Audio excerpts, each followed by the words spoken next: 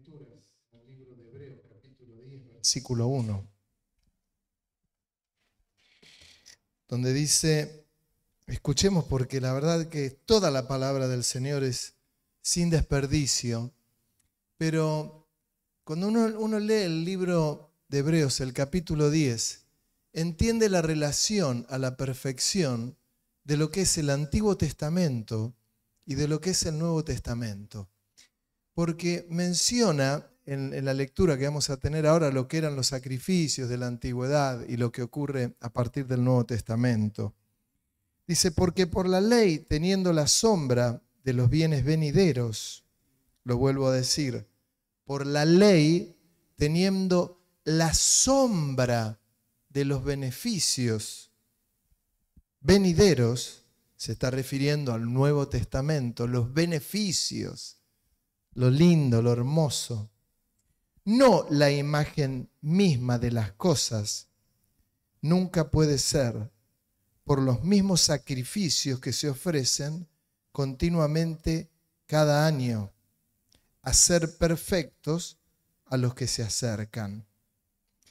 Quiere decir que, de otra manera, dice, cesarían de ofrecerse, pues los que tributan este culto limpio una vez, no tendrían ya más conciencia de pecado. Pero en estos sacrificios, cada año se hace memoria de los pecados, porque la sangre de los toros y de los machos cabríos no puede quitar los pecados.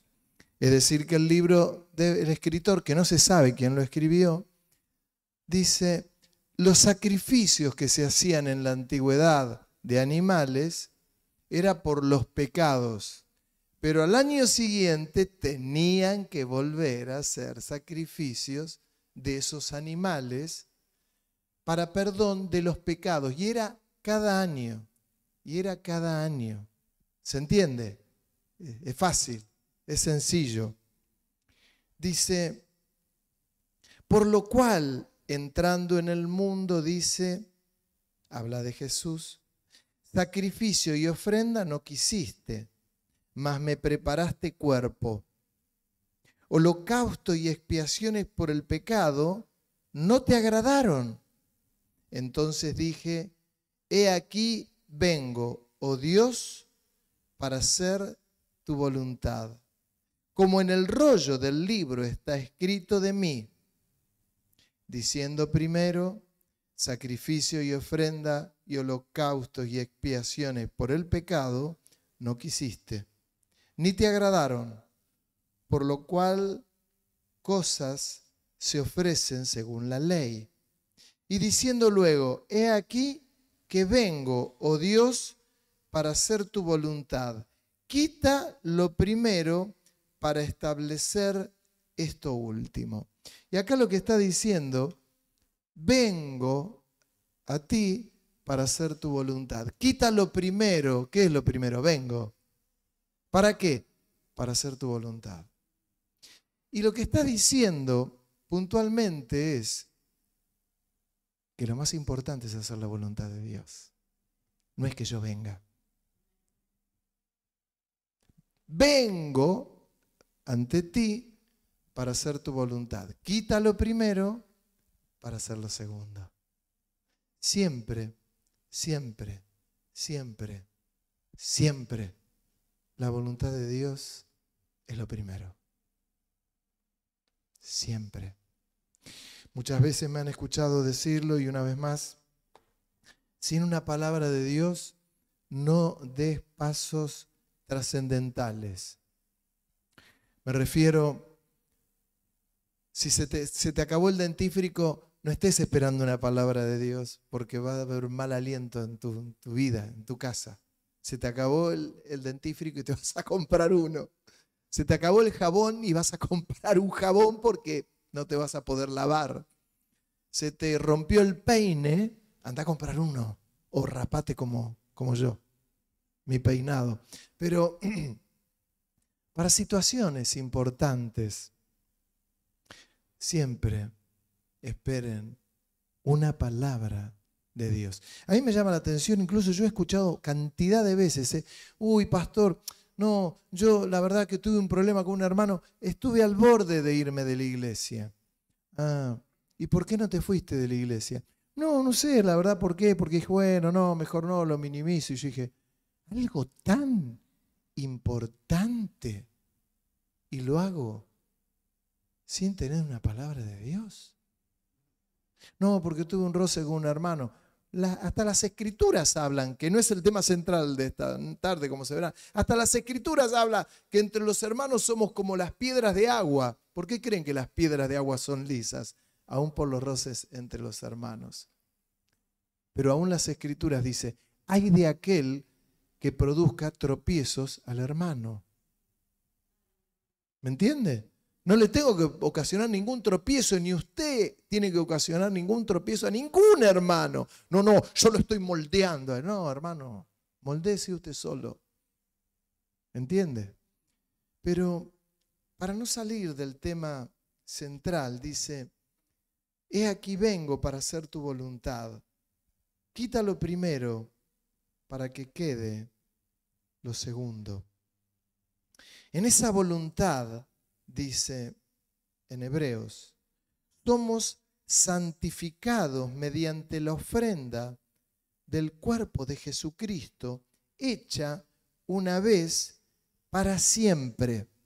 Más claro, échele agua, dice, somos santificados por el sacrificio de Cristo en la cruz.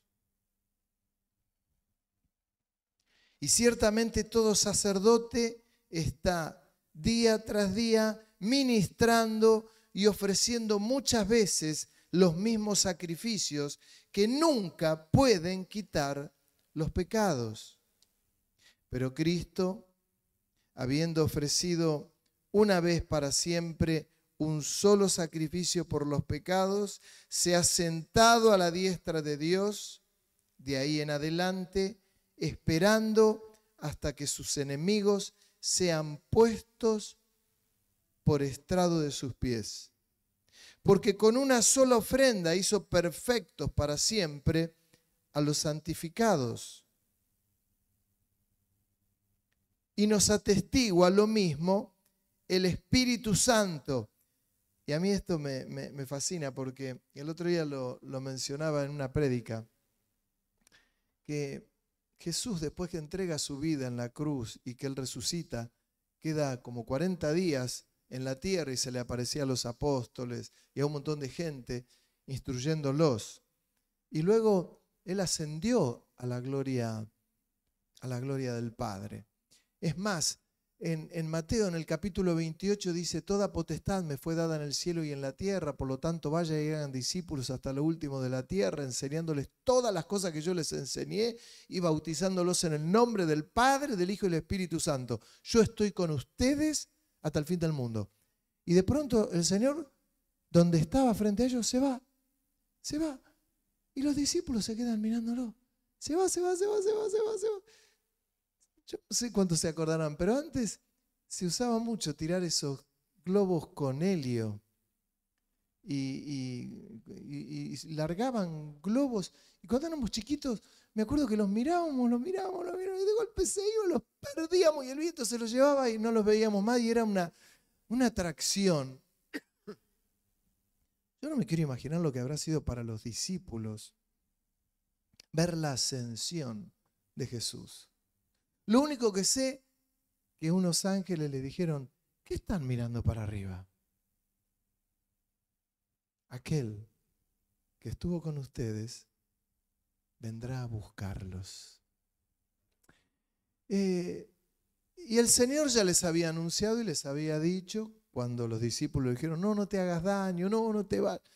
Si yo no me voy, no vendría el Espíritu Santo, dice. Es necesario que esté el Espíritu Santo. Lo que para nosotros es la tercera persona de la Trinidad es Dios. Que Él recuerda todas las cosas que Jesús enseñó. Y dijo ahí, y nos atestigua, dice el escritor de Hebreos, lo mismo el Espíritu Santo. ¿Qué cosa que no sabemos quién lo escribió porque hay muchas dudas. Algunos dicen, no tiene el estilo de Pablo. Pedro no fue. Y hay suposiciones, pero no hay una certeza como en las cartas paulinas, o de Juan, o de Pedro, o de Santiago, o de Judas. Pero quien escribe esto está diciendo, el Espíritu Santo nos atestigua esto.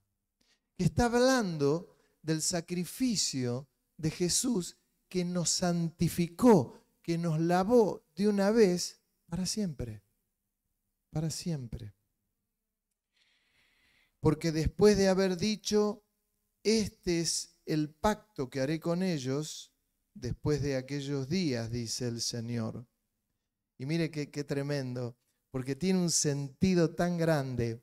Dice, pondré mis leyes en sus corazones y en sus mentes las escribiré. Añade, y nunca más me acordaré de sus pecados y transgresiones.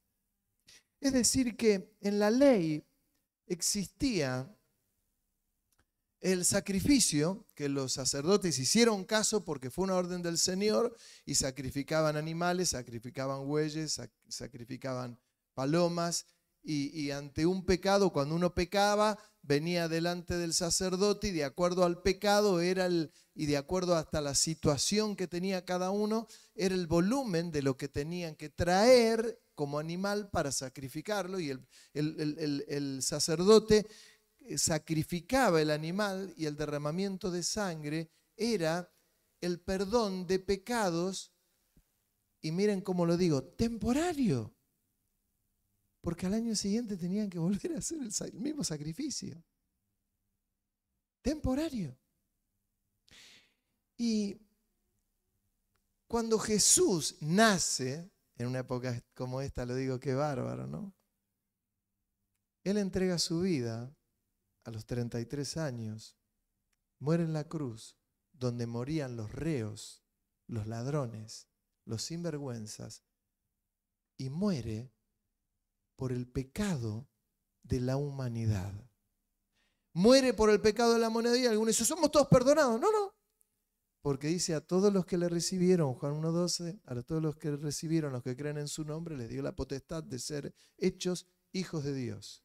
Es decir, que lo dice en Romanos, con nuestra boca declaramos lo que estamos creyendo y nos aferramos a ellos. Y es la sangre de Cristo que nos perdona de nuestros pecados y que nos hace sus hijos.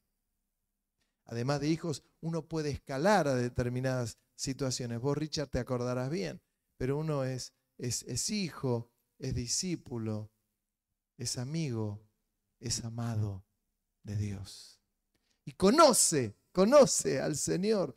Y en esa intimidad que somos invitados todos, somos invitados al banquete. Ahora es interesante porque el amado, el amigo, el discípulo, está invitado a algo más íntimo.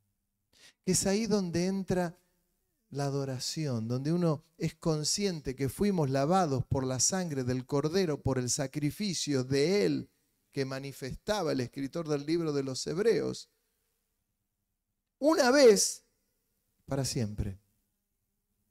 Para siempre. Lo que también tengo que mencionarles y decir, no tiene sentido que al Señor le pidas perdón por los pecados pasados que Él ya te perdonó. Porque Él dice, y lo menciona, pondré mis leyes en sus corazones y en sus mentes las escribiré. Es interesante porque yo les decía lo que decía un autor, un hombre muy conocido, que él decía que dejó de leer un montón de libros para abocarse a leer la Biblia y que lee 20 capítulos de la Biblia por día y en 3 meses lee la Biblia entera. Un pastor muy conocido. Termina leyendo la Biblia 4 veces por año. ¿Y qué dice él? Yo estoy descubriendo cosas que antes no había descubierto. Y él tiene un montón de libros escritos, montones, y los vende, y les va bárbaro. Pero dice, abóquense a la Biblia.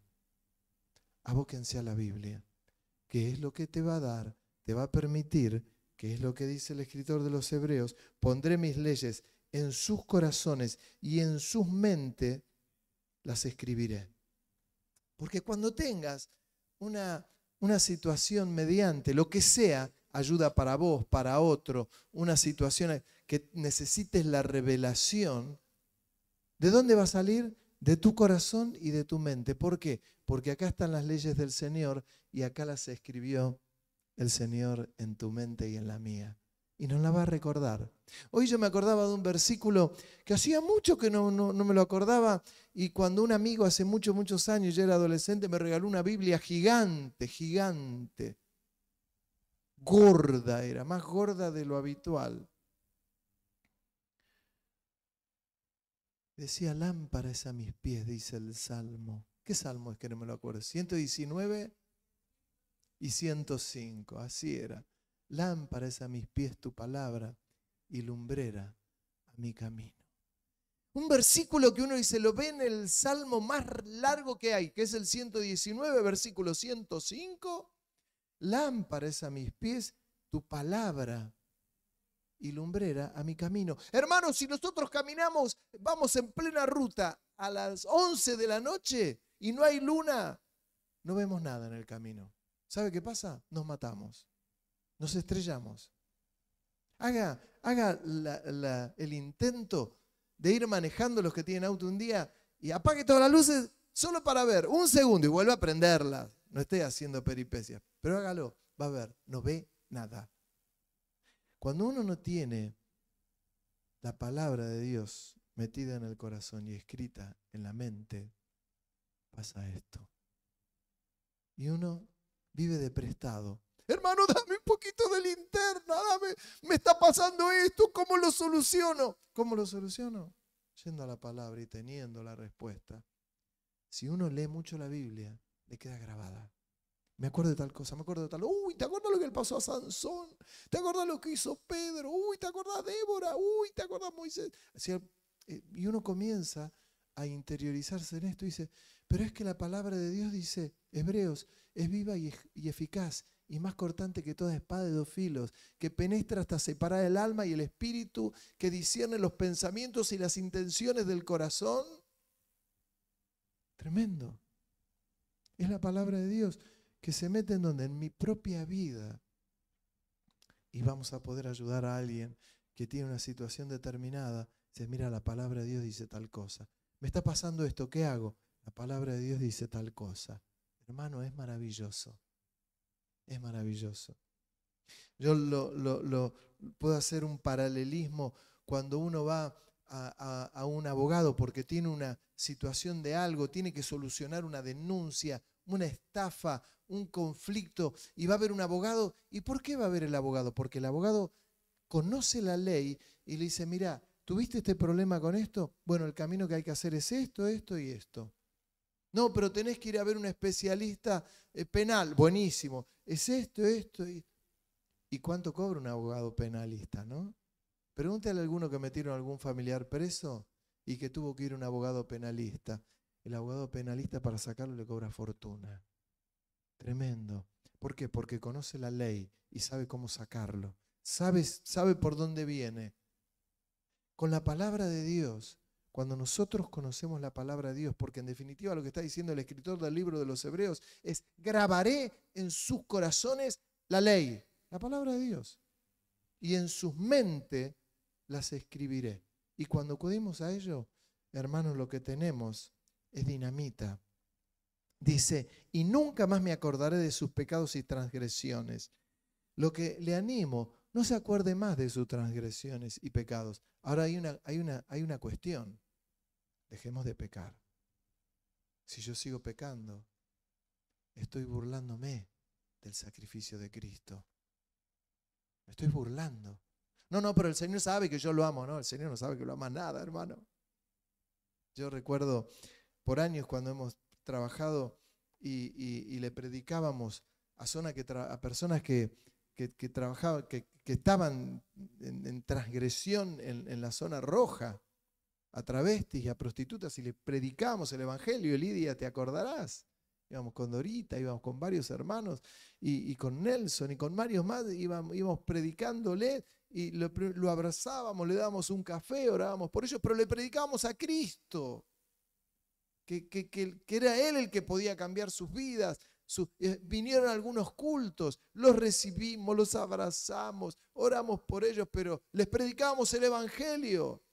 Y en un momento algunos se convirtieron y dejaron la prostitución. Otro dejó la prostitución y se murió, pero se fue con el Señor, hermano.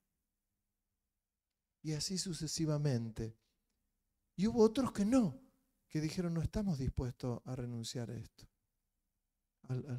No lo vamos a dejar, y se fueron. Hay un perdón al pecado y a la transgresión. Pero no tiene que haber, como dice las Escrituras, lo dice las Escrituras, un volver del perro al vómito. Es tremendo. Esto es desagradable, pero usted dele de comer un perro y el perro empieza a vomitar y vomita, pero si ahí había carne se lo vuelve a comer.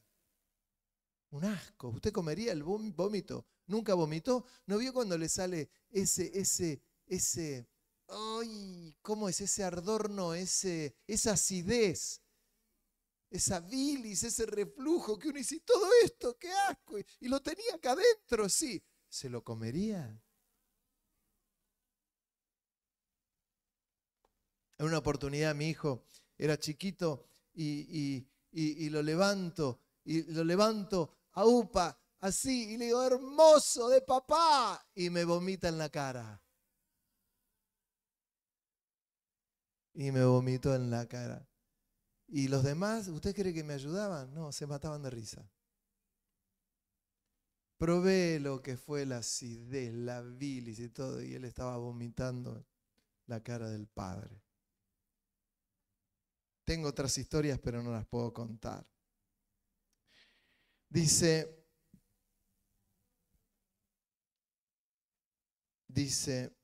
que Él nos perdona nuestros pecados y transgresiones. Pues donde hay remisión de estos, no hay más ofrenda por el pecado. ¿Sabe lo que quiere decir? Que no tenemos que seguir pecando. Decía el apóstol Pablo cuando hablaba de la gracia, ¿qué vamos a seguir pecando para que la gracia sobreabunde? De ninguna manera. ¿Cómo vamos a seguir pecando si hemos muerto al pecado? Lo que el apóstol Pablo decía, si ya fuimos perdonados, y miren que el apóstol Pablo tenía que ser perdonado de pecados, él consentía en la muerte de los cristianos. Las prendas del que murió apedreado, ¿quién fue el que murió apedreado? ¿Fue Esteban? Las pusieron a los pies de Pablo. ¿Y saben qué? Pablo estaba feliz y entendía que lo que estaban haciendo con Esteban era lo correcto. Las ropas de Esteban las pusieron a los pies de Pablo. Qué bien, decía Pablo. Un cristiano menos. Hasta que el Señor lo llamó y lo tocó. Imagínese si no tiene que haber, si no necesitaba perdón de pecados. Pero dice ahora el escritor de Hebreos, no hay más remisión de pecados. No hay más sacrificios. Por lo tanto, tiene que haber un cambio rotundo. Así que, hermanos, teniendo libertad, esto es maravilloso.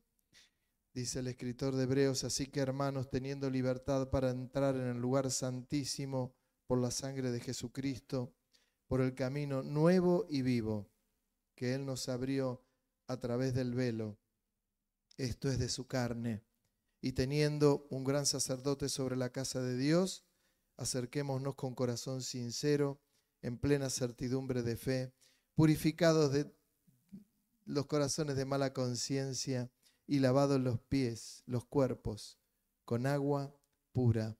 Hermanos, dice, por el camino nuevo y vivo que Él nos abrió. Yo le pido que tomemos mucha conciencia, porque no es un camino nuevo y muerto o de recuerdo.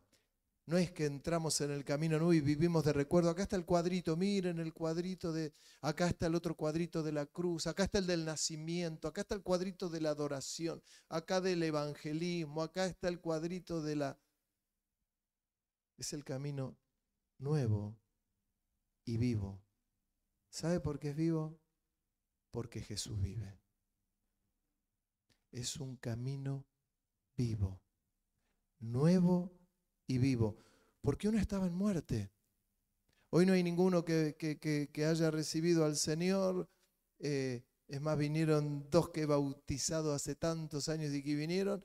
Les digo, tomaron su... Bueno, hay un camino nuevo y vivo para conocer al Señor, para caminar en ese camino, que no aburre, que cuando uno tiene una relación con el Señor, en ese camino nuevo y vivo, la relación que tenemos con Dios a través del Espíritu Santo es maravillosa.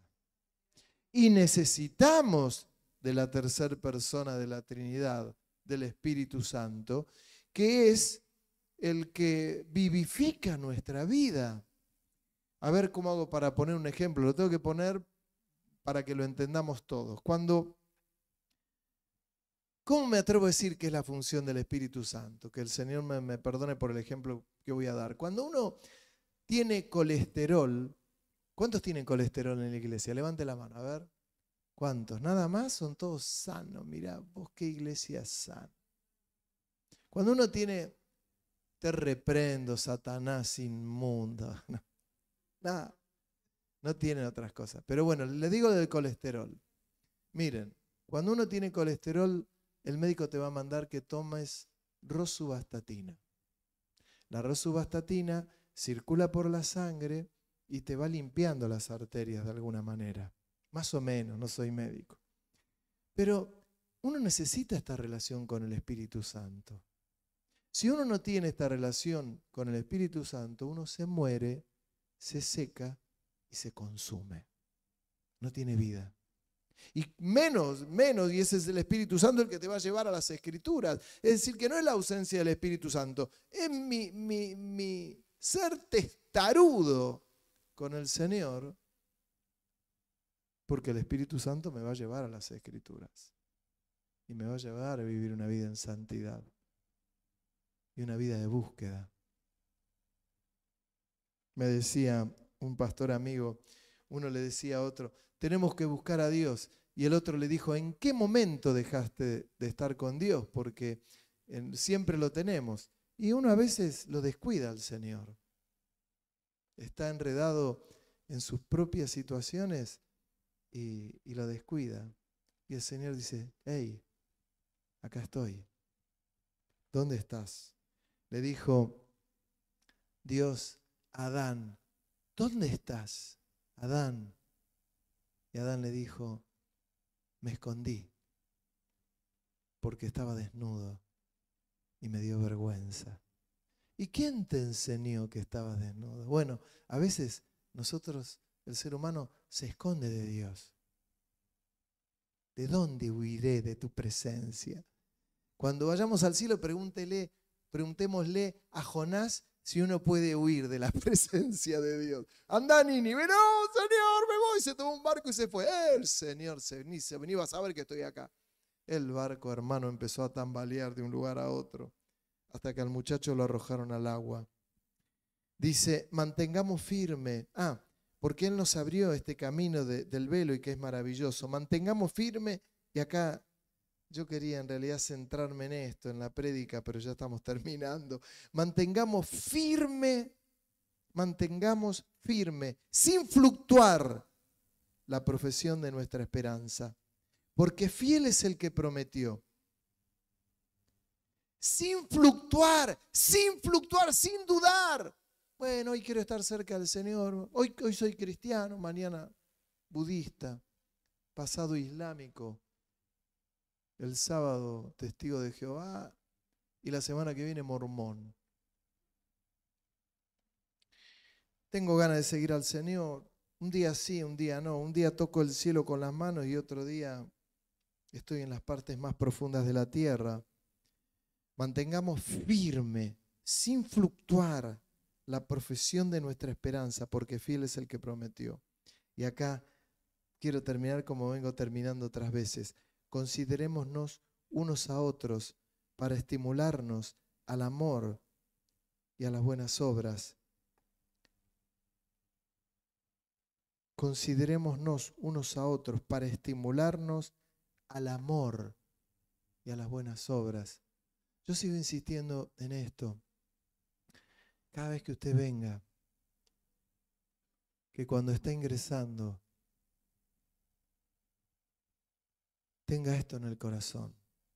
Estimularnos al amor y a las buenas obras. Hermano, qué ganas de verte. Lo veo, yo los estoy esperando, porque yo ya estoy acá cuando ustedes vienen. El Espíritu Santo ya me está esperando a mí y a ustedes. Y yo llego, y cuando llego los estoy esperando. Y cuando veo que vienen, qué lindo que viniste, Johnny, qué lindo.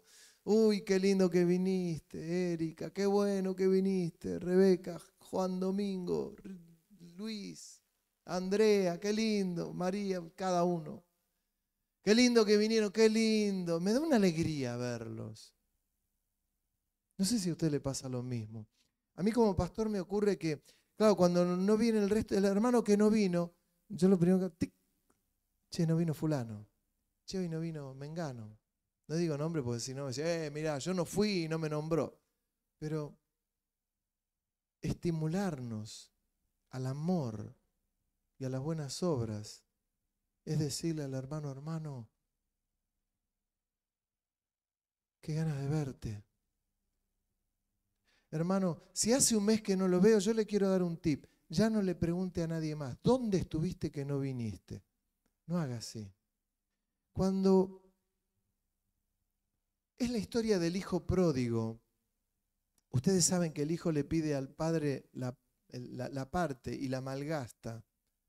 Cuando el padre vuelve, el hijo pródigo, el hijo le dice, perdóname, padre, he pecado contra el cielo y contra ti. Y el padre le dice, lo para y le da la capa de autoridad, el anillo, el calzado, el cinto, y lo vuelve. El padre no le pregunta diciendo, ¿dónde estuviste? ¿Qué hiciste? Dame cuenta en qué gastaste todos los bienes que te di. Lo recibió. Hola hermano, qué lindo que viniste. ¿Cómo te extrañé? Mire qué distinto a decirle a alguien, ¿dónde estuviste? ¿Revolcándote en el pecado? ¿En qué lugar malgastaste el dinero? Y no levante la ceja así izquierda y le diga, te conozco. ¿En qué habrás gastado el dinero? ¿Con cuánta prostituta habrás estado? ¿Con cuánto gigoló habrás estado? Qué distinto que diga, venga y le diga, hermano, hermana, qué lindo. Te extrañaba. Y dale un abrazo. A veces nada. Hermano, qué lindo verte. Un abrazo dice más. Un beso. Bienvenido. Bienvenido. Si es un hombre y una mujer, nada de abrazo. Nada de abrazo. No, vino esta chica nueva. Hermana. No, no, hermano. Sin abrazo el hombre con la mujer. Menos si es casado. Y menos si es casada. Menos. No sé si le llega el mensaje, pero espero que le llegue. Esto es así. Un beso en la mejilla, Dios le bendiga, hermana, la extrañaba. Son dos mujeres, hermana, Dios te... Son dos hombres, bienvenido, dale un abrazo, llenate de la transpiración del otro, el olor a chivo, todo. Pero el cuidado, cuidado, cuidado. Y considerémonos unos a otros para estimularnos al amor y a las buenas obras. No dejando de congregarnos, como algunos tienen por costumbre, sino exhortándonos. Esto es lo que usted no entiende, pastor, que yo lo estoy exhortando. ¿Por qué no viniste? Te estuviste revolcando en el pecado. No, no, exhortándonos es decir, te estábamos esperando, qué lindo. Dios te bendiga. Y si no le salen, porque hay gente que no le salen las palabras dulces. Cuando a usted o a mí no nos salgan las palabras dulces, mejor no abrir la boca. Si no te salen las buenas palabras, mejor no abrir la boca. Es mejor ser dueño de mi silencio que esclavo de mis palabras. Como algunos tienen por costumbre, sino exhortándonos, tanto más cuanto veis que aquel día se acerca. Hermanos, aquel día, la venida del Señor se acerca. La cristiandad va a celebrar el nacimiento del Señor, que nadie sabe ni el día que nació, esta es la realidad. Lo va a mezclar con el arbolito de Navidad, con Papá Noel, con los regalos. ¿Y está mal dar regalo? No. Yo un día, mañana yo hago regalitos, claro, ¿cómo no? Amén. ¿Tengo regalitos yo? No. Amén. ¿Sí? 0 kilómetros me regaló el Señor. Bueno. Pero llegado, eso es pormenor. La venida del Señor está obviamente por una cuestión lógica, está más cerca. Que podamos animarnos más que mordernos y ladrarnos, porque aquel día se acerca.